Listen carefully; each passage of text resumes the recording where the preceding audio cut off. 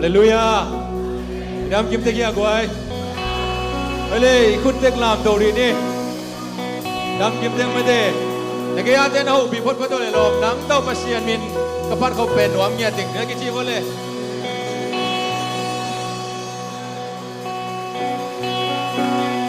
Hale. Ulai takina ite sunga itu hak tu te hangin lung kham mang ban na tuam tong pai ban ke kwam lung kia thane in lung pai tam pe tak om khari hiang ai sungina ama nun tang na hak san na tam pi thuakin sina man na le ane salam sa azia ta teng made ane sa alam sa teng kal tai lak khiat sak mang phial ma tale jobi nun tang na atom na to pa min ma na phat pe ve hi amen tua ma bangina haksan na sung panin nang le ke ki ko na o asanuam pasian a hi satan tua gwal zona chu simpen I haksan na sung pan mai to pa min I phat te na ben gwal zona chu simi amen toy manina to pa minin chu ba nga ta hen thum be chi ni mo Ithai na to pa minin chu ba nga ta hen 1 2 3 chu ba nga ta hen to pa minin chu ba nga ta hen kabilai to pa minin chu ba nga ta hen amen to pa minin chu ba nga hen Ipin ko ba eh to pa minin chu ba nga hen amitang itu ba nga ta hen to pa minin kabilai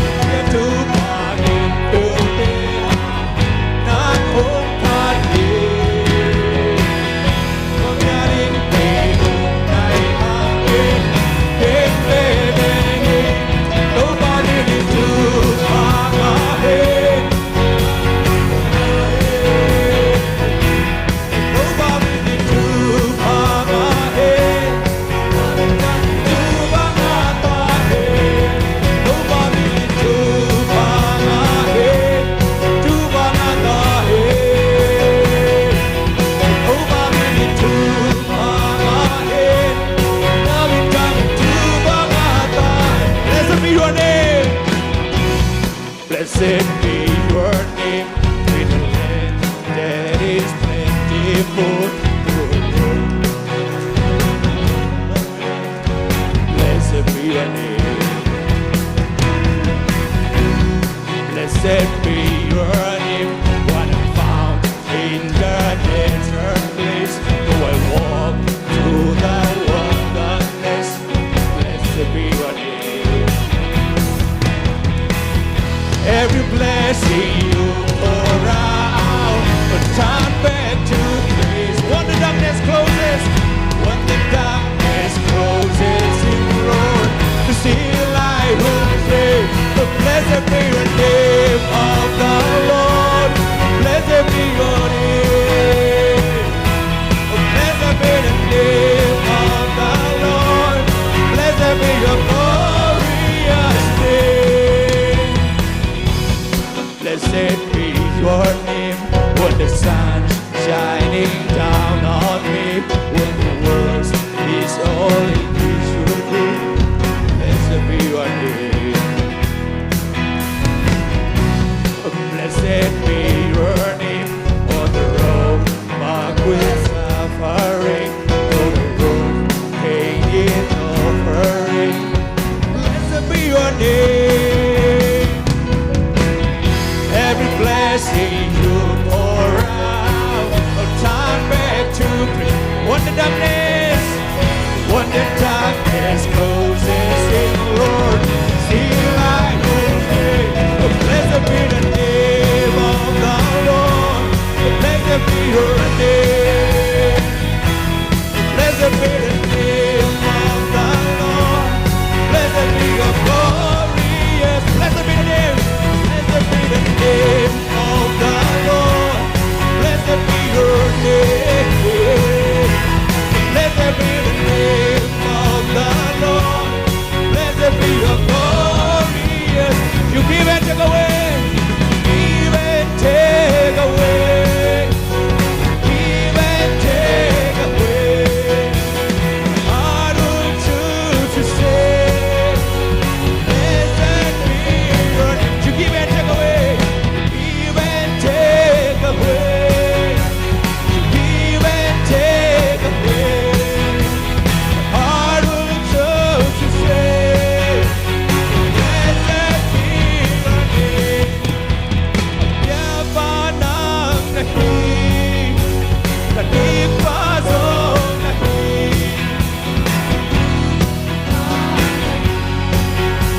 Kalungtan din, ang yabanang nahi, ang yabanang nahi, kanipazong nahi. Kalungtan nahi, kalungtan din, dahil lumpiang tumating. Lumpiang tupaking piltehang nangungpani. Umyalin kay humnanangin ken bebeni. Tumaminin tupangahit. Ibigay hey, hey, hey. Tumaminin tupangahit. Naminin tupangahit. Tumaminin tupangahit. Tupangahit. Tumaminin tupangahit. Naminin tupangahit. Hallelujah. Haksan na sumpanin ikaw na o deto pansahin. Ihaksat hununin isap siyang ina. Eite katamte, eite kikaw na o de sayo. Eite haksan na suang mumpide ni Papa siya.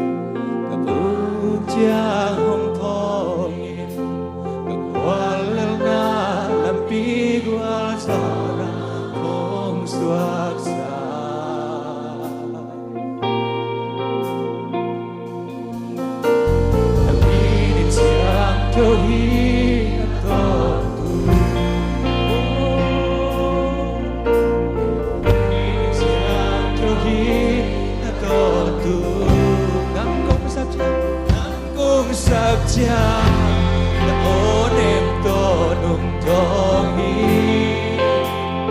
nam cung rốt cha đã ám lung sung lung khổ xa upana hoi nam cung pyari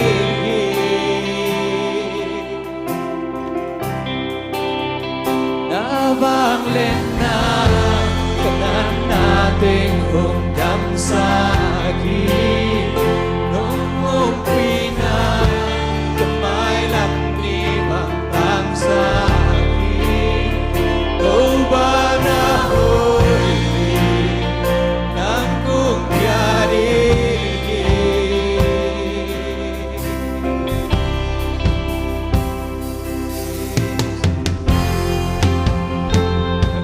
sungat umum pinit to bahid ikituy luan natin ang chayi nahaksan na supanan na ama ang suwag dom tawin ama kiyang ang utoy ay tiyang ang panin ito bahid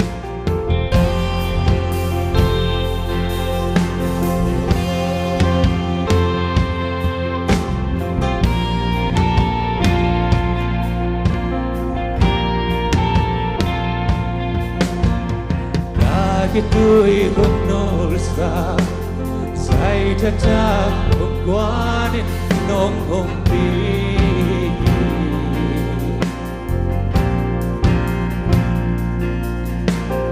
kaputyang umpongin pagwalaw na napigwal sa dahon at baylay kakito'y hunol sa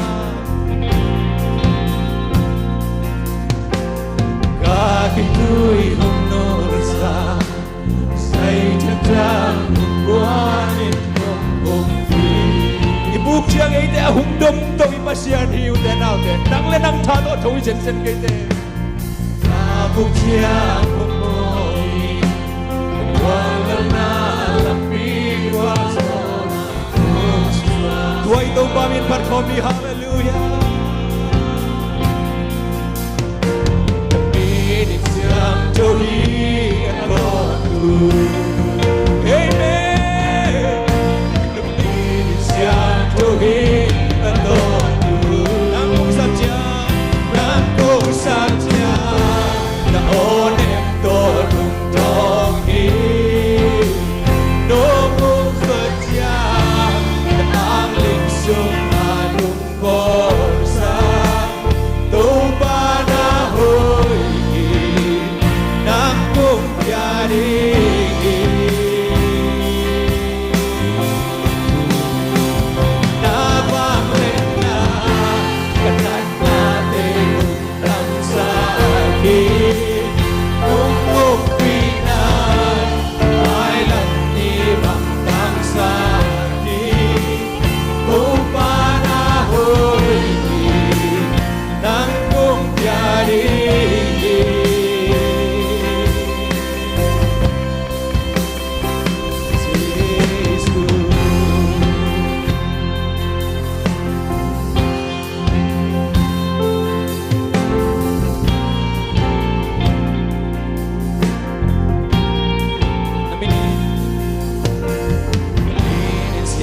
Tohi Atotu Naminin siyang tohi kan bilay Naminin siyang tohi Atotu Naminin siyang tohi kan bilay Naminin siyang tohi Atotu Naminin siyang tohi kan bilay Naminin siyang tohi Siyang tohi kami parkom siya jadi kami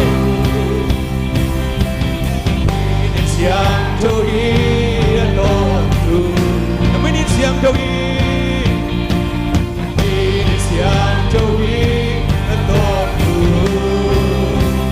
Nangkong satya Anim tolong tohi Nangkong satya Anim sunganong korsa Tupana hoy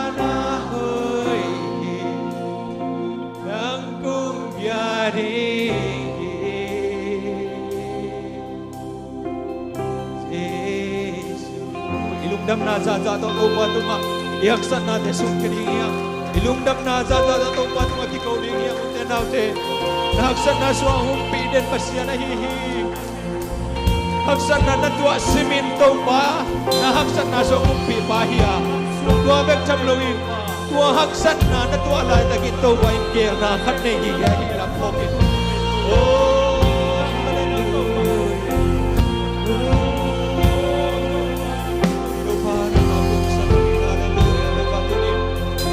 biar siang nau sunga ban gik kuain aksan na lung kham na pamban na lung kan na tuam to pa e na thang pai na khasiat na nak tam pi to pai ta ta te nu ta na wa nang ma kiam pa na pai to ram na ban san na to pa ta te inam suat san niyan na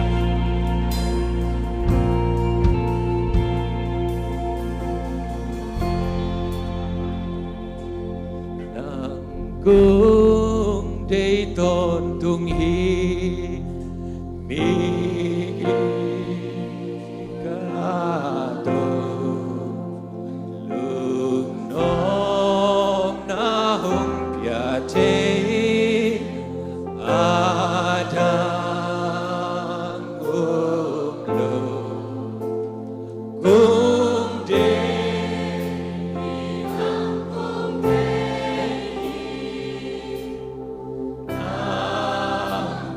thế tôn tung hi tu pa hùng nhà tu pa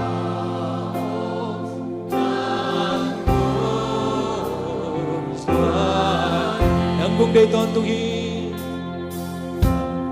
nang cung thế tôn tung hi nai ta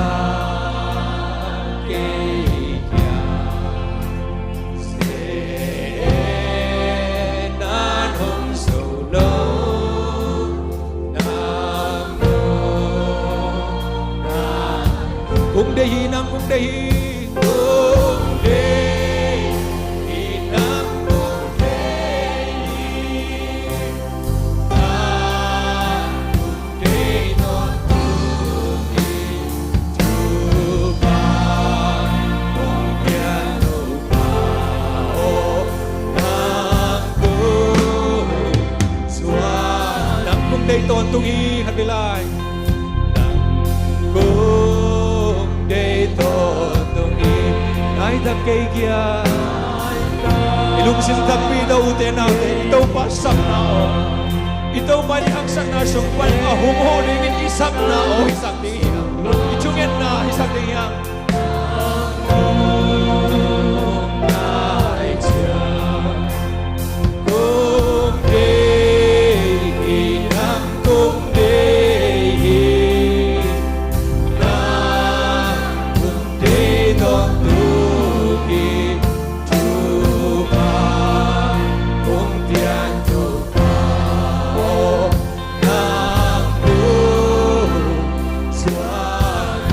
cung đây tôn tung hi nàng cung đây nuam lên đa lên nuam lên đa lên đun tang nan man để gây nàng cung ta lên cung cung đề hi nam cung đề tôn tung hi tu pa cung pian tu pa o nam cung xóa nam cung đề tôn tung hi nam cung đề tôn tu hi li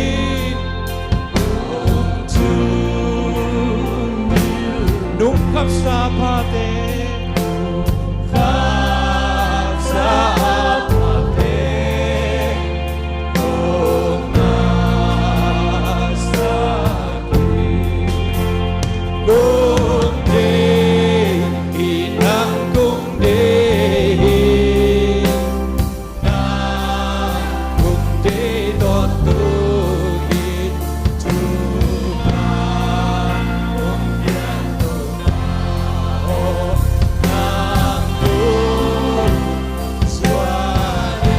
đây nang kum đây nang kum đây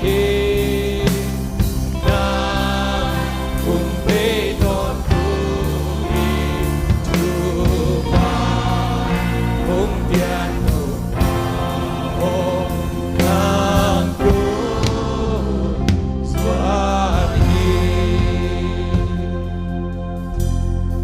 hallelujah Tuhan Tate to baba siano ganun tang na wa abiang dute ko te I nga nong biang sa duba te sa duba abiang dute kim do ko te chinaning te ko ai zong in to ba na kim do te ko na nei to ba na ma hi te haksan na sumpan na ke pokong suano hi